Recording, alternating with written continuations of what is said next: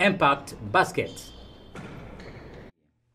Bienvenue à tous, bienvenue à toutes. C'est Impact Basket, toujours avec vous, Patrick Bizindavi et Mike Laviole sur Choc FM. Impact Basket qui était une partie de notre émission Franco Raptors, mais qui a fait son chemin. Maintenant, c'est une émission à part entière. Et aujourd'hui, on va vous parler d'un invité spécial. Il s'agit de Igor Guillema.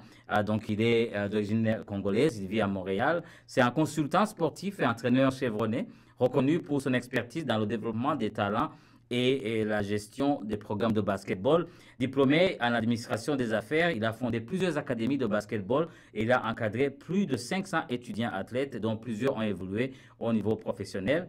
Il est entraîneur adjoint de l'équipe nationale des moins de 17 ans de la Guinée lors du championnat mondial 2024. Il possède une vaste expérience dans la gestion des clubs sportifs, la planification stratégique et le recrutement polyvalent. Et donc, il est polyvalent, bilingue.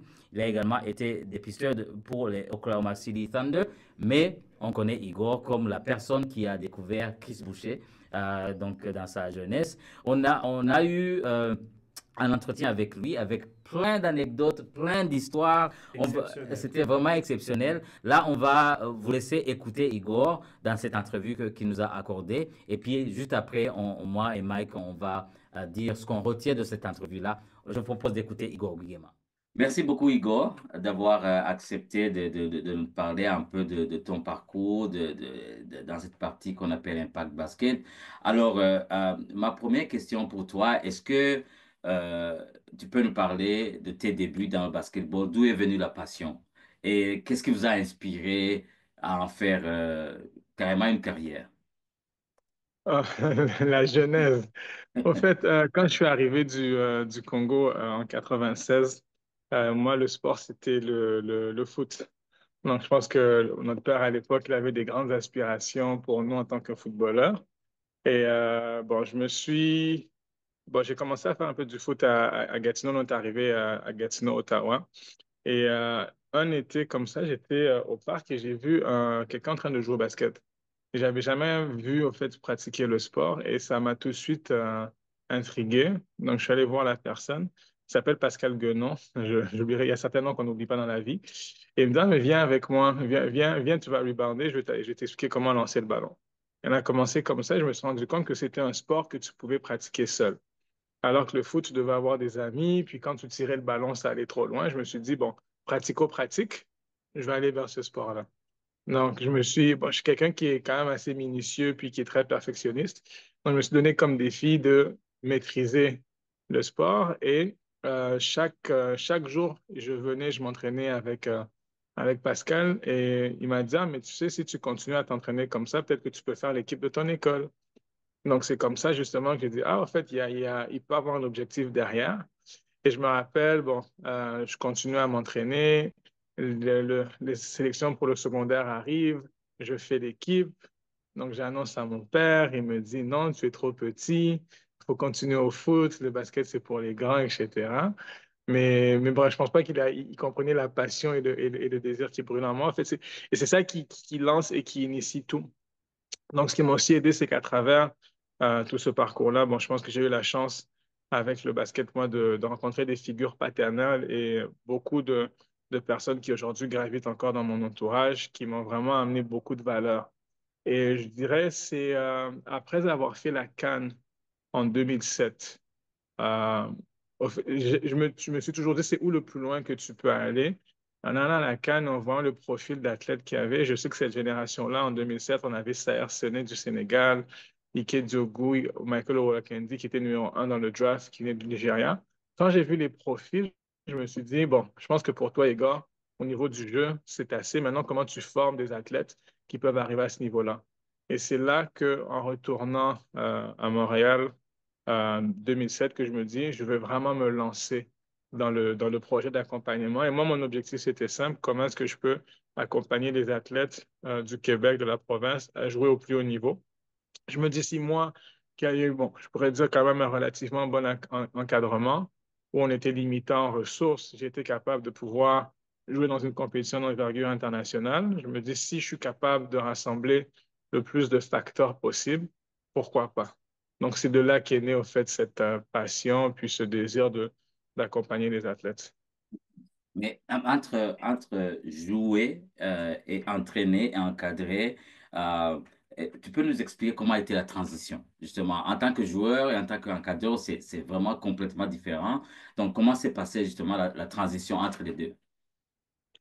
Au début, et c'est ce que aujourd'hui j'accompagne quand même beaucoup de jeunes entraîneurs et je leur dis, quand on est joueur, c'est qu'on voit le jeu d'une certaine manière et bon, quand les entraîneurs nous expliquent, on l'applique, on est des exécutants. Et le problème, c'est que quand on passe du côté entraîneur, là, on devient ceux qui vont créer de la valeur, on devient des conseillers, on devient des pédagogues.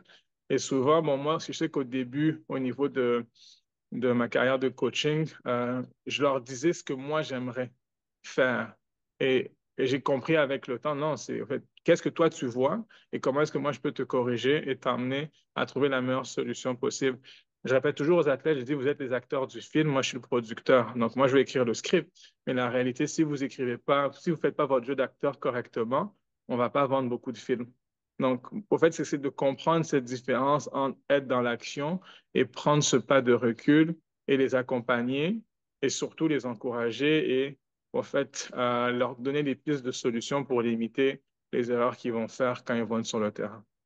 Est-ce qu'à cette époque, tu t'imaginais que tu allais devenir un peu la source de plusieurs athlètes plusieurs années plus tard, l'impact que tu as fait? Est-ce qu'à cette époque, tu t'imaginais combien ça allait être, disons, 10 ans dans le futur? Ou bien tu vivais juste le moment présent, tu voulais juste encadrer les jeunes? En fait, Patrick, pour être honnête, je suis un éternel rêveur. Et quand je te dis, c'est quand je suis parti de la Cannes et que je suis arrivé, la première chose que je me suis dit, j'ai dit, comment est-ce que je trouve le type de profil physique que j'ai vu? Au fait, ce qui m'avait traumatisé, c'est que j'avais jamais vécu une situation où le terrain semblait tellement petit. Quand on voit des joueurs longilignes et qu'il n'y a pas d'espace, tu te dis, mais où je fais ma passe? Et la première chose, je me suis dit, OK, ben, il faut des intangibles physiques, pour et quand tu ne l'as pas vécu sur le terrain en tant que joueur, c'est difficile de te projeter. Moi, c'était ça la première des choses. Donc, c'est pour ça on m'a souvent critiqué parce que je prenais beaucoup de gars de grande taille, puis je les amenais à jouer différentes positions. Mais moi, je comprenais derrière que moi, c'est ça la photo que j'ai vue à l'international. Donc, c'est sûr que si je donnais une chance égale aux athlètes, c'est ça. Mais tu sais, pour répondre à ta question, je savais que éventuellement j'allais arriver à cet objectif. C'est du même principe que quand j'ai commencé à shooter ce ballon-là, je me suis dit, je vais maîtriser le sport et j'ai été capable de maîtriser, bon, on me parle de fondamentaux principal qui est de le lancer, vu que c'est ça le but pour lequel Naismith a inventé le sport. Moi, j'ai été capable de quand même maîtriser cet outil-là. Et je me dis, si moi je l'ai fait et si je comprends comment l'enseigner à un athlète, probablement que oui. Mais je pense que derrière, c'était moi, ma grande réflexion a toujours été comment est-ce que je peux les accompagner à, au fait, se sentir valorisés. Parce que moi, je sais que le basket, à beaucoup d'étapes de ma vie, m'a permis d'avoir une identité, de me créer un cercle. Et dans les moments de doute ou bien de situations très, très, très problématiques, je revenais toujours vers le basket. Et je me dis, si je suis capable d'apporter cet amour à un athlète par rapport à ce sport, bon, un, c'est mission accomplie. Mais deux, c'est si je peux vraiment l'aider à le monétiser parce que je vais sur le concept qu'on va à l'école pour apprendre un métier, pour avoir un diplôme et travailler. Et pourquoi on ne pourrait pas faire le sport, apprendre le sport, avoir un métier et en faire de l'argent? Donc, moi, c'est un peu les deux parallèles que je faisais. Je me dis, dans le jour où je suis capable de pouvoir réussir à créer ça, mais ça sera mission réussie. Alors, vous fondez plusieurs programmes et académies et durant votre parcours justement dans l'académie, vous rencontrez un certain Chris Boucher. Parle-nous justement de cette histoire-là. Chris, comment est-ce que tu l'as vu? Comment est-ce que tu l'as découvert? Parle-nous de ce Chris Boucher qu'on voit tous les jours chez nos Raptors.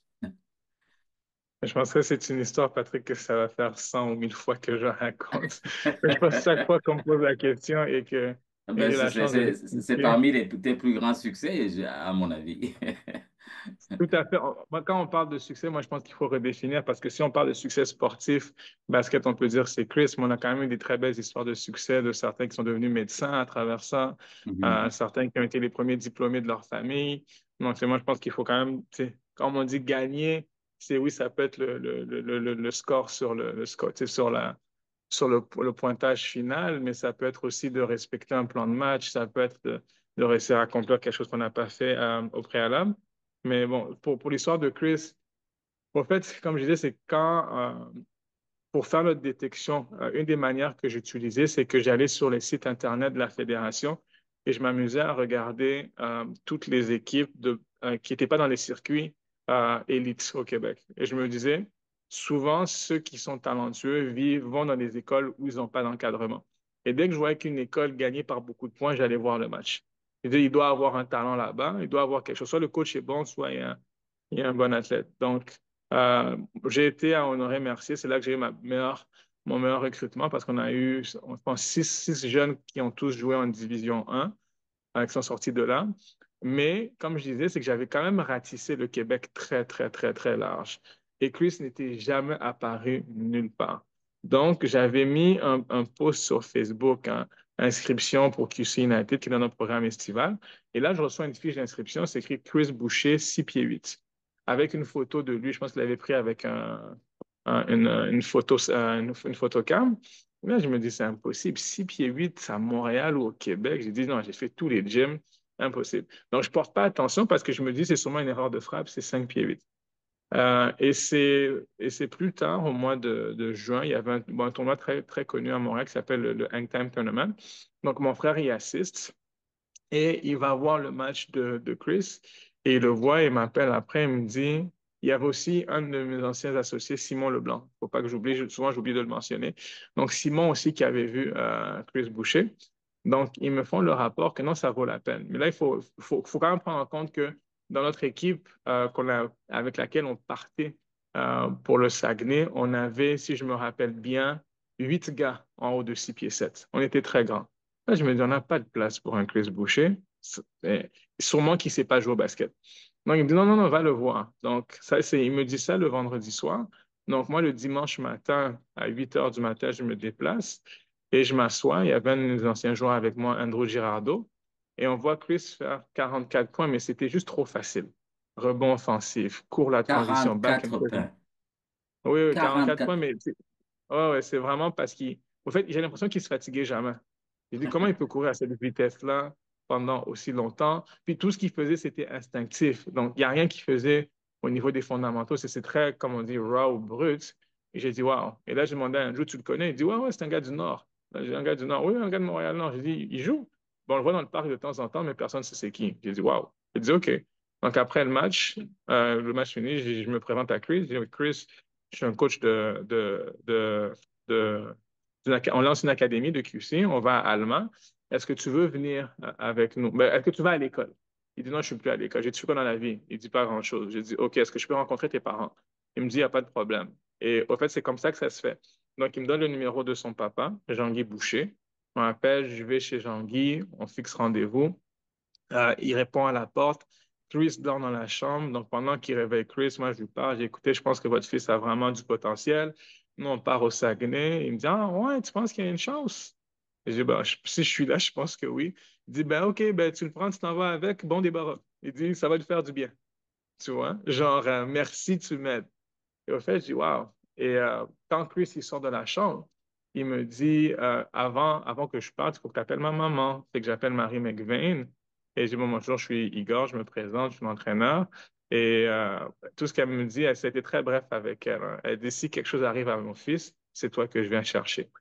Et il dit, il n'y aura pas de problème, on va bien s'occuper de lui. Et c'est comme ça, en fait, que le recrutement de Chris s'est fait. J'ai dit, ça a été le recrutement le plus facile que j'ai eu dans toutes mes années, mais qui a été le plus gros success stories.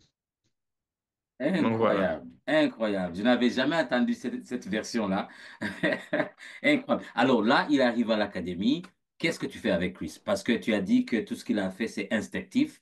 Mais on le voit même dans les matchs où il joue aux Raptors, il y a pas vraiment de play désigné pour lui. C'est l'énergie, c'est la course, il court, il prend les rebonds, il fait de bons cuts. Mais quand il arrive chez toi à l'académie, qu'est-ce que tu fais avec Chris pour le développer? Mais je pense que la première chose, que c'est arrivé avec un groupe qui était très talentueux au niveau des gardes. Je pense que si on n'avait pas des Niki Desilien, des Johan Folker, des Jeff Fekir ou Kessie Norezias, ça aurait été un peu plus compliqué parce qu'il facilitait beaucoup la vie à Chris. Donc, tu sais, tout ce qu'il avait, c'est comprendre le positionnement. Je sais que bon, on a quand même une méthode de développement assez cyclique où est-ce qu'on commence par les fondamentaux, après ça, on rentre dans le collectif, puis on revient souvent sur certains termes. Et je me rappelle quand on faisait justement les lay-ups du côté gauche, Chris ne pouvait pas le faire. Donc, j'ai eu une entente avec lui. J'ai dit, à gauche, tu as juste le droit de dunker le ballon. Donc, c'était simple. Tu ne veux pas faire un lay-up de gauche, dunk le ballon. Et au fait, j'ai essayé de simplifier. Et avec lui, l'approche était simple. J'ai dit, je ne veux pas me concentrer sur ce qu'il ne sait pas faire. Je veux mettre de l'emphase sur ce qu'il sait faire. Donc, c'est beaucoup comme ça que j'avais mes interactions avec lui. Mais plus je lui donnais des objectifs, plus il les atteignait. Et je sais qu'au début, j'étais un peu sceptique parce que, bon, on sait que la forme de lancer de Chris n'est pas la plus belle à voir. Mais quand on faisait nos séries de répétitions, je remarquais, je me rappelle à l'époque, je parlais avec Ibrahim, je disais, on dirait qu'il rend autant de lancers que nos gardes. Là, il dit, je pense que oui. Et à un moment, on a joué un match, je ne me rappelle plus c'est quel match.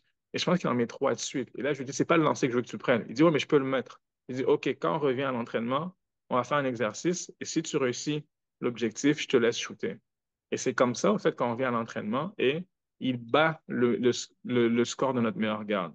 Et là, j'ai dit, bon, écoute, on va pas changer ta technique de lancer, on va te permettre de... Et c'est là qu'on a développé justement cette confiance de le regarder prendre des lancers de l'extérieur. Mais l'entente qu'on avait au préalable avec lui, c'est que pour chaque lancer de l'extérieur, il devait prendre un rebond. Donc, comme ça, au moins, ça gardait son intensité puis son agressivité au rebond parce qu'on ne voulait pas qu'il perde ça. Parce que souvent, les jeunes s'éloignent de la ligne de 3 points, ils perdent l'envie d'aller au contact. Mais on lui a dit non, non, tu vas prendre, pour chaque lancer que tu prends, il faut que tu prennes un rebond. On était capable de pouvoir garder justement ça. Quand je lui ai parlé, quand j'ai eu l'entrevue avec lui, je lui ai posé la question de savoir est-ce que quand il a commencé le basket justement avec toi à Montréal, est-ce qu'il voyait la NBA? Est-ce qu'il voyait la carrière il est 2 fois champion NBA maintenant? Il a dit non? Il a dit moi j'ai joué. Je dis oh, il a commencé à jouer sans grandes ambitions et puis il a dit oh, je peux aller à l'école Mm. grâce au basket. Et puis quand il a commencé au basket, oh, je peux aller. Donc c'était toujours la prochaine étape, la prochaine étape, la prochaine étape. Est-ce que quand tu l'as eu comme jeune, est-ce que tu voyais qu'un jour il allait être 2 fois champion NBA, il a été même meilleur défenseur de la G-League, meilleur joueur de la G-League. Est-ce que tu voyais ça en lui quand tu as commencé avec lui? Moi, mon implication dans sa vie s'est arrêtée dès qu'il a commencé à Golden State, hein. Donc, juste avant, moi, je peux t'expliquer. J'ai eu plusieurs moments où je me suis dit, OK, probablement que oui. Le premier, c'est quand on a joué le fameux tournoi, là, le National Prep Invitational à Rhode Island. Donc, le premier match contre qui on joue contre Karl Kuzma. Nous, on nous dit que Karl Kuzma est censé être quelque chose et Chris s'est amusé avec lui. Là, j'ai dit, OK, on a quelque chose de différent. Et le deuxième match, on jouait contre Blair Academy qui avait Marial Shayok, même principe, qui je pense il était pour ESPN Top 50, etc. Et ça, c'est le match au fait où est-ce que Chris, il fait 29 points, 14 rebonds, mais il met un couvercle sur le panier. Et c'est là où est-ce que je me rappelle, je me suis dit qu'il y a quelque chose, mais je n'osais pas non plus le dire. Et Ibrahim, on était dans une maison avec les athlètes et on était dans le sous-sol et il m'a dit, je pense que Chris peut faire la ligue. Là, j'ai dit, on parle de ligue genre NBA. Il me dit, oui, ligue. J'ai dit, je sais pas, hein. J'ai un pressentiment, mais je sais pas. Il dit, non, non, je pense que Chris peut faire la ligue. En fait, c'est là qu'on se dit comment est-ce qu'on favorise son pathway pour y arriver. Donc, il faut se rappeler que Chris, au Québec, bon, il y a quand même des métriques qu'il a fait que beaucoup de gens ne savent pas. Mais tu sais, Chris, dans notre championnat de fin de saison au Québec, il a eu une moyenne, je me rappelle bien, c'était de 27 points, 24 rebonds, 19 blocs. Il faisait des trucs ridicules. Et quand on a vu ça, on s'est dit, mais c'est impossible qu'il reste dans cette province, il faut qu'il parte. Et c'est là justement qu'on a fait appel à Gétro Supré de BSE, un de nos collaborateurs, pour qu'il nous aide à trouver des bourses pour Chris, Nikki et nos finissants. Et c'est comme ça que ça s'est fait. Et donc là, il est allé c'était à New Mexico, pour la première école. Donc ça s'est bien passé pour lui, un peu moins bien pour Nikki. Ils ont décidé de transférer à Northwest. C'est à Northwest que tout a explosé. Et quand on a vu le JUCO All-American et National Player of the Year moi, c'est juste confirmé encore une fois. J'ai dit, OK, là, on a vraiment quelque chose. Par la suite, il décide de s'engager avec Oregon. Et à la deuxième année à Oregon, c'est la personne, moi, qui m'a vraiment fait comprendre que c'était plus un rêve, c'était Sam Permute qui est son agent aujourd'hui. Et c'est la première personne qui s'est assise devant moi et qui m'a fait comprendre le basket avec les chiffres. Et lui, non, je ne comprenais pas pourquoi autant d'agences étaient intéressées. On avait quand même des grandes agences qui étaient intéressées pour signer avec lui. Je me disais, mais pourquoi lui, avec l'âge qu'il a? En fait, Chris avait des métriques qui expliquaient que quand Chris était sur le terrain, l'efficacité offensive de l'autre équipe diminuait de tel pourcent. Donc, quand Chris était au périmètre, l'efficacité offensive augmentait de tel et tel pourcent. Là, j'ai dit, wow, wow, wow, là, c'est différent. Et c'est pour ça que lui nous disait, si Chris n'était pas blessé, selon en fait les prévisions que eux ils avaient, pour eux, Chris sortait en choix de première ronde parce qu'il avait les mêmes statistiques et le même impact numérique que les Laurie Markkanen de ce monde, etc., qui ont été sélectionnés très haut dans la draft. Tu vois, donc ça, c'était pour moi la confirmation que non, Chris allait vraiment avoir. Et c'est là que je me suis dit, pourquoi on n'a pas eu Chris à 16 ans? Je me dis, parce que si on a été capable de faire tout ça en un an avec l'académie, par la suite, ces 4 années qu'il a eues, en 2 ans du coup, 2 ans universitaires, j'ai dit, mais si on avait commencé le processus plus tôt, moi, je pense que Chris aurait peut-être été un choix de, tiens, qu'on appelle les familles loteries, là, dans les 14 premiers choix. Mais bon, ça, c'est l'avenir ne nous permettra pas de le savoir, mais je ne suis pas surpris par ce qu'il fait en ce moment.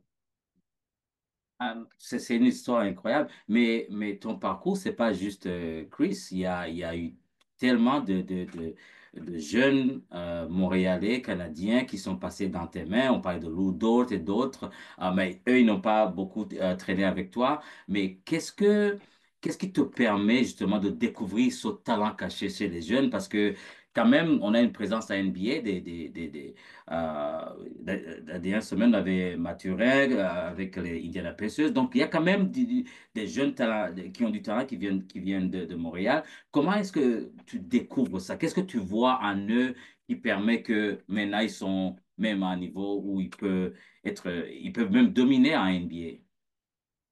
Quelqu'un m'a dit qu'on était le centre de formation pour les Raptors parce qu'on a Chris et Quincy qui sont là-bas. Et Mhm. Tijan a joué en Summer League pour eux aussi. On a 3 gars de l'académie qui ont porté l'uniforme des Raptors. Ça, c'est super intéressant. Mais je te dirais, un, c'est l'expérience que moi j'ai eue à la CAN. Je pense que ça, c'est la première des choses parce que quand je détecte le talent, moi, je vais sur 3 composantes. Le premier, c'est est-ce que tu as les intangibles physiques? Donc, ce qui est bien, c'est qu'on a quand même beaucoup de réponses et d'éléments pour nous aider que ce soit avec le combine. Tu sais, la NBA te dit, voici ce qu'on recherche. Deuxièmement, c'est techniquement, quelles sont les habiletés que tu maîtrises ou qu'est-ce que tu peux maîtriser si on te développe. Et troisièmement, c'est mentalement, tu sais, est-ce que tu comprends le jeu? C'est quoi ton trait de caractère? Fait que moi, c'est un peu comme à l'école. Quand tu coches 2 des 3, c'est comme à l'école, tu passes. Donc, je peux m'impliquer. Et c'est vraiment comme ça que je simplifie, en fait, mon processus de sélection. Mais maintenant, ça prend quand même, comme je dis, pas un talent, mais un sens de l'observation. Donc, c'est derrière, si ton objectif, c'est pas tous les entraîneurs qui ont le même objectif. Certains entraîneurs vont avoir comme objectif de bâtir une équipe performante pour gagner. Donc, si tu veux gagner, tu vas prendre le talent qui est bon aujourd'hui. Si tu es dans une équipe, moi, c'est comme je t'expliquais, c'est est-ce que je suis capable, à la fin de l'histoire, que tu gagnes ta vie avec le sport. Maintenant, ça veut dire que c'est un travail de longue haleine où ma victoire ne sera pas foncièrement les victoires et défaites, mais est-ce que je suis capable d'amener ton talent à s'optimiser au maximum? Donc, c'est pour ça que j'ai une approche beaucoup plus patiente et c'est ce qui, avec le temps, a permis de développer, comme on dit aujourd'hui, je pense qu'il y en a plus de 30 hein, qui ont signé des contrats professionnels. Je pense que la deuxième année de la CIBL au Canada, on avait le plus d'athlètes représentés dans la ligue venait de notre programme. Donc, comme je dis, il y a quand même beaucoup de choses qu'on a mis en place. Et ça, je pense que ça va vraiment avec, tant que tu comprends ton endgame, hein, et moi, je pense que ça, je dis souvent aux gens, c'est de comprendre la raison d'être pour laquelle tu fais les choses. Mais derrière, il ne faut pas oublier que c'est un business ou un domaine où tu travailles avec des humains. Donc, c'est beaucoup de relations humaines. Et moi, je pense que quand on reste dans ça, ben, on est capable d'arriver à des bons résultats. Justement, la partie de cette interview, c'est l'impact du basket dans les communautés et puis ton impact va au-delà du terrain. Mais selon toi, comment est-ce que le basket peut être utilisé comme un outil pour le développement social et personnel chez les jeunes?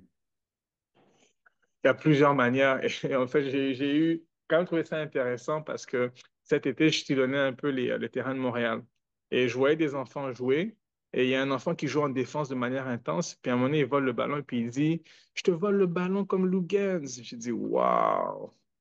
J'ai dit, avant, j'aurais pas entendu ça dans un parc. Au fait que les références des jeunes, ce soit des gars de Montréal parce qu'ils les ont vus à la télé, tu vois, ou un grand, tu sais, on me présente un grand, il dit, ah, moi, je veux être comme Chris, je veux faire la NBA comme Chris.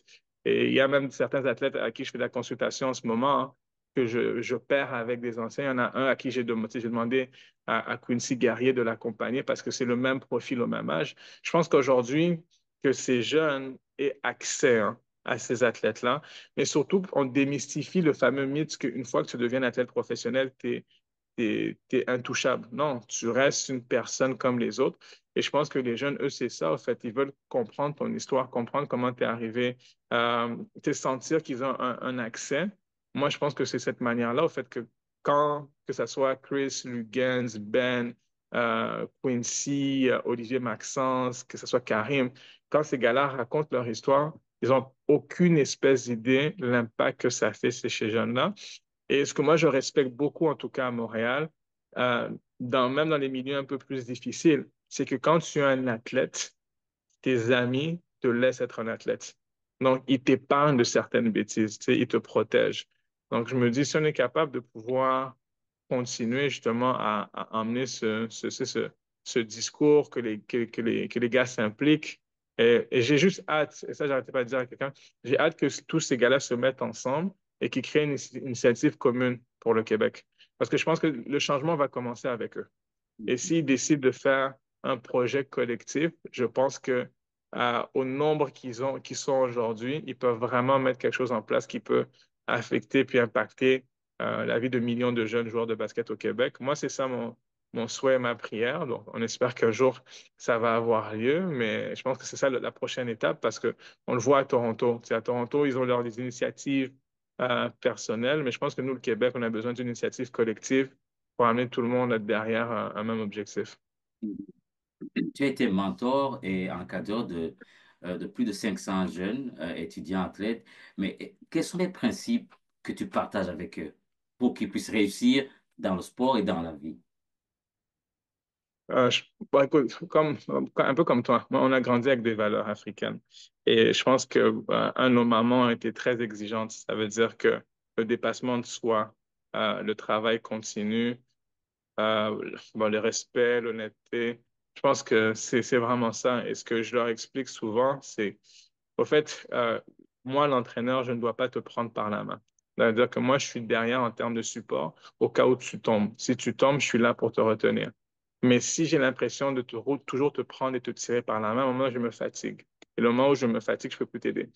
Donc, au fait, c'est de faire comprendre à ces jeunes-là, c'est que le rêve leur appartient à eux et nous, on est là pour les supporter, mais souvent, la nouvelle génération se dédouane très rapidement. Ils vont essayer de changer la ligne de l'histoire en se disant, mais c'est toi qui veux que j'y aille. Non, non, non, c'est toi qui rêves d'y aller.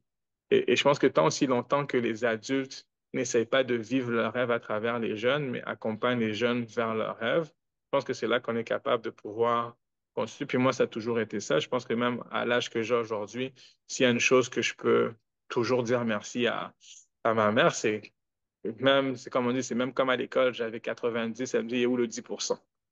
Tu vois, donc c'est le même principe dans tout ce que je fais. Elle exige de l'excellence et c'est ça, en fait, c'est quand on regarde au niveau de la structure, que ce soit professionnel, tu sais, en haut de la pyramide, tout le monde est talentueux, tout le monde est bon. Et qu'est-ce qui sépare? C'est ça, c'est l'éthique de travail, c'est le dépassement de soi, c'est les petits détails. Donc, si on est capable d'instaurer ça chez les jeunes, mais c'est là qu'on sait qu'ils vont avoir une chance de réussir à arriver là-bas. Et là, donc, on parlait de l'encadrement à Montréal, mais là, tu es aussi impliqué sur le continent africain. Tu étais en Guinée. Maintenant, quand on se parle, au moment où on se parle, tu es au Congo. Comment est-ce que tu vois l'avenir du basketball africain? Parce que on voit avec la balle, on voit beaucoup d'académies qui se font en Afrique. Comment est-ce que tu vois le développement du basketball en Afrique? Euh, donc, on a eu Joel Embiid, MVP de la Ligue, qui vient du Cameroun. On a Pascal Siakam. On a beaucoup de. On vient d'avoir Raptors, Ulrich Chomchier du Cameroun, le plus jeune joueur de la NBA à ce moment. Comment est-ce que tu vois le développement du basket chez les jeunes en Afrique? Je pense que la première chose, c'est de légitimiser au fait le talent. Je pense qu'il y a encore ce fameux mythe que l'Africain triche, il triche en termes d'âge. riche en termes de beaucoup de choses. Donc, c'est pour ça qu'aujourd'hui, quand on va parler d'un joueur africain en Occident, la première des questions, c'est est-ce qu'il a l'âge qu'il a? Bon, je pense que les gens ne comprennent pas au fait que l'extrême pauvreté amène certaines personnes à prendre des décisions drastiques. Et si pour eux, la seule manière que je peux changer l'issue de ma famille, c'est de mentir sur 2 ou 3 ans, je vais le faire. Maintenant, la réalité, c'est d'arriver à un stade de leur vie où on peut leur donner assez d'outils. Parce que souvent, je regarde les athlètes avec qui j'ai la chance de travailler, je me dis, même pour quelqu'un de 18 ans, tu es assez bon. Le seul truc, c'est qu'il te manque des fondamentaux. Moi, je pense qu'aujourd'hui, c'est ça, c'est vraiment de les outiller parce que ils ont une capacité d'apprentissage très, très, très, très rapide. Moi, ce que moi, ça me choque à chaque fois qu'on travaille avec des joueurs africains, la rapidité à laquelle ils assimilent, le temps et l'énergie qu'ils sont prêts à mettre. Mais la problématique, c'est que c'est un peu comme dans n'importe quoi. C'est si je te prends d'un environnement et je te change dans l'autre et tu as beaucoup de carences, tu te perds. Et l'objectif, c'est vraiment de leur permettre de comprendre, au fait, les différentes structures et les concepts pour qu'une fois qu'ils sortent du continent, qu'ils soient capables de se transposer rapidement. Parce que, comme j'expliquais à certains des athlètes avec qui je travaille ici, je leur dis, la personne qui paye pour avoir ton service ne veut pas te reformer. Il te paye parce qu'il pense que tu es prêt. Maintenant, si tu arrives et tu n'es pas prêt, très rapidement, il te renvoie. Donc là, maintenant, c'est d'être capable d'arriver à développer une structure ou un modèle de développement sur le continent où, quand les athlètes font le transfert, que ce soit en Europe, en Asie, en Amérique, qu'ils se retrouvent facilement et soient capables de pouvoir performer. Donc moi, je pense que c'est ça, mais il y a quand même beaucoup de choses qui ont été mises en place, les différentes initiatives, que ce soit la NBA Academy, que ce soit Giants of Africa. Bon, sans nommer, on peut parler de la BAL. Je pense que tout ça, aujourd'hui, ce sont des plateformes qui permettent, un, d'identifier des athlètes et deux, de légitimiser si leur talent, on peut le numériser. Mais c'est des trucs qui vont rendre, en fait, le travail un peu plus facile. Une fois que le jeune a compris, et qu'on le met sur la plateforme, il est capable de performer, mais la transition, le transfert se fait plus facilement de l'autre côté. Euh, on est presque à la fin de notre entretien. Comment est-ce que tu vois l'avenir? Quelles sont tes visions? Décris-moi Igor dans 10 ans. Tu sais, au début, quand j'ai commencé à réfléchir à tout ça, je me suis dit, comment est-ce que tu bats l'Américain? Et je pensais à ça, je me dis, au fait, l'Américain, aujourd'hui, il a un bassin de talent de 300 millions de personnes dans son écosystème direct. J'ai dit, en fait, si tu ne peux pas te créer un bassin aussi grand que lui, tu ne vas jamais pouvoir le battre. Parce que lui, il va toujours trouver des Kevin Durant, des LeBron James, des Steph Curry. Donc, la seule manière que tu peux le faire, moi, je crois que c'est avec la francophonie. Parce qu'il y a 1 milliard de personnes aujourd'hui dans le monde à qui tu dis bonjour et ils te comprennent. Donc, moi, et ils sont sur les 4 continents. Donc, on en retrouve en Amérique, en Europe, en Afrique, même en Asie. Et je me dis, si on est capable de pouvoir créer un modèle où on peut rassembler ces meilleurs talents-là et travailler avec eux, on l'a vu avec les derniers Olympiques, hein. Qu'est-ce que la France a fait?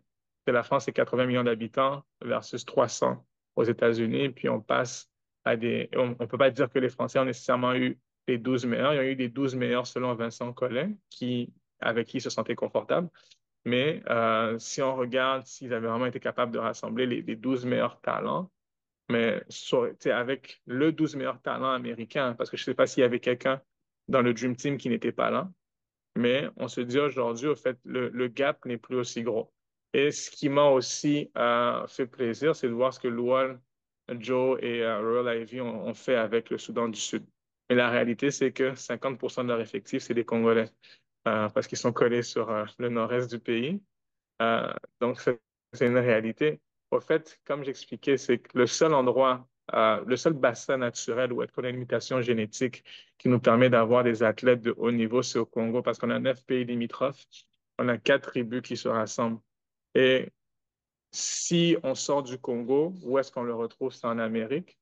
Pourquoi? C'est qu'il y a 400 ans, il y a eu un déportement des meilleurs talents qui se sont reproduits. Donc, quand on regarde les Olympiques, c'est simple. Qui gagne la Jamaïque, Trinidad, Tobago? C'est qui? C'est tous les gars qu'on a déportés, qu'on a mélangés pendant autant d'années. Donc, moi, dans 10 ans, c'est OK. Maintenant, est-ce que je peux trouver ce prochain bassin ou est-ce que on va sortir plusieurs athlètes que le continent africain et seulement 18 joueurs en NBA sur 450, alors qu'on a la meilleure mutation génétique possible. Pour moi, je pense que c'est une aberration. Je pense que c'est quelque part, on ne fait pas un travail qui est adéquat. Et dans 10 ans, c'est de changer ce chiffre-là. Je ne sais pas c'est quoi le pourcentage, Patrick, qu'on pourra augmenter, mais j'espère qu'on va pouvoir le faire. En tout cas, merci, merci beaucoup, Igor. C'est extraordinaire ce que tu as pu faire. Toute dernière question. Tu as dit que la mère de Chris Boucher a dit, prends bien soin de mon fils. Euh, Est-ce que il t'a donné un feedback maintenant par rapport à comment tu as pris soin de son fils? Et tu sais, j'ai eu la chance de la croiser juste avant de venir en Afrique. Et elle m'a toujours, tu sais, je pense que ce que j'ai toujours apprécié avec Marie, la mère de Chris, elle dit, il y a des personnes à qui tu ne diras jamais assez merci. Elle dit, toi, t'en fais partie. Elle dit, pour moi, tu es dans mon cœur, que Dieu t'a envoyé au bon moment dans la vie de mon enfant.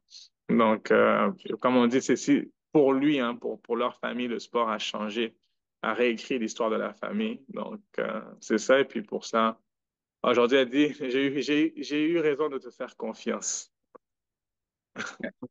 C'est très beau. Et en tout cas, moi, je te félicite. Vraiment, tu fais partie de ces personnes rares qui font une grande différence chez les jeunes à travers le sport. Et puis, les résultats sont là, sur le terrain et en dehors du terrain. Vraiment, des fois, quand je parle à des amis, je dis, je suis fier de connaître la personne qui a découvert Chris Boucher. Euh, mais c'est extraordinaire de ton parcours, ta passion pour le sport et puis pour les jeunes, pour le continent africain.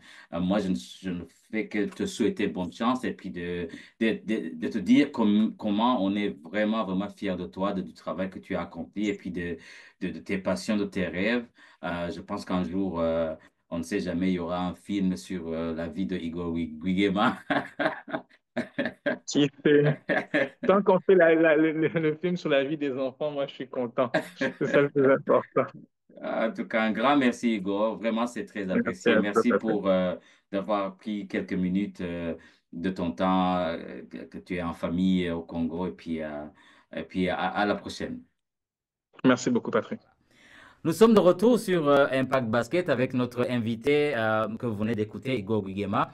Alors, Mike, c'est exceptionnel son parcours, mais son histoire avec Chris Boucher, c'est vraiment, en tout cas, moi, j'ai gardé une bonne mémoire de cette discussion. Même après l'entrevue, j'ai gardé donc le téléphone Zoom avec Igor. On a discuté pendant presque une heure sur les anecdotes. Mais Chris Boucher n'était même pas dans les joueurs remarqués de la Non, province au Québec. Et même Igor a dit que c'était trop bien pour être il a cru vrai. que c'était un mensonge, sa taille ou une erreur. Ouais, c'est Il ça. pensait pas qu'il était aussi grand et qu'il ait pu passer à côté. C'était assez fou cette anecdote.